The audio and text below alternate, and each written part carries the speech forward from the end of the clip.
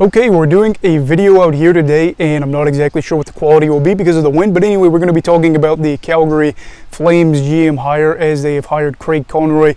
This one is an interesting one because of the fact that he was already part of the organization for so long. He spent 9 years under Brad Living as the assistant GM, and I think it's one of those moves that has got people fired up one way or the other. I think it's more towards the negative end because people wanted another name, or they feel like maybe he learned some bad habits under Living, and I think one of the things that we're going to have to talk about going forward for him is whether or not he can find talent outside of the first round.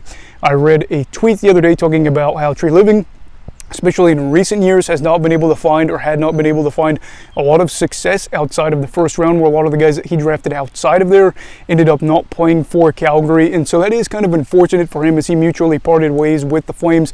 But if you're kind of on the negative spectrum here with Conroy, you're probably hoping that even if you are negative, that maybe he could have learned not to kind of follow some of those traits with Living, and I would be curious to see what happens there. I also think that Conroy might be stuck in a position because of Living's decisions that he might have to try to keep this team competitive. You look at the Huberdeau signing, you look at the Calgary signing, they of course have Uyghur there too. I think Uyghur, I don't remember if he got a new deal. But this team is kind of in a situation where they spend a lot of money and they almost have to compete. The good news is they were a team that I feel like kind of underperformed last year under Daryl Sutter.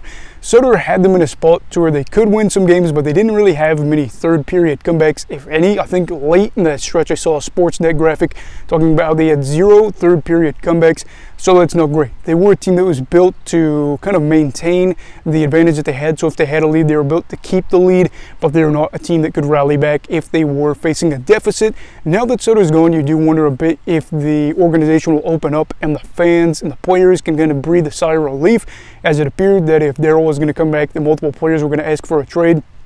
Conroy now is in that position. He has to decide what this team is going to do, though, because Vegas, Seattle, Edmonton, and some other teams probably are going to be competitive next year, but I do feel like the Flames do have that potential to be a playoff team, maybe as a wild card. I don't know if they'd be able to crack the top 3 within their division, but a team that I think will definitely underperform compared to last year is the Winnipeg Jets. The Jets are a group that has a lot of UFAs coming up after this season, so they might trade them if they do poorly, and there is a wasp that is close to me, so if I freak out, that's why. But anyway, they have a lot of guys that, could be shipped out if things don't go their way, so the team that ended up making it there over them, I do think should do worse than them, so that does theoretically open a spot. And with the money that Calgary is going to be spending, you'd hope to think that they could maintain that competitive nature. And for them, they're a fan base that really has struggled, I think, with some pain in recent years. You've seen a lot of the playoff success that they've had, but you've also seen the divisional opponents of theirs be in a better spot to win. So I think that does hurt a little bit with the Vegas Golden Knights, Edmonton Oilers, Seattle Kraken, honestly, and some of these other teams being able to go on these runs and have that success that they were hoping to have.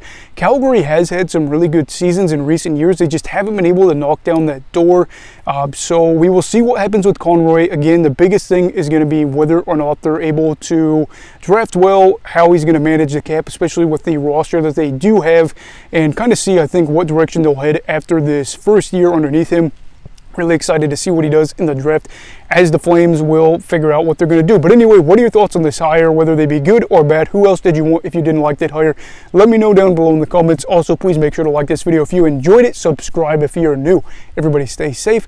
Have a great night. Eagle of all, all right.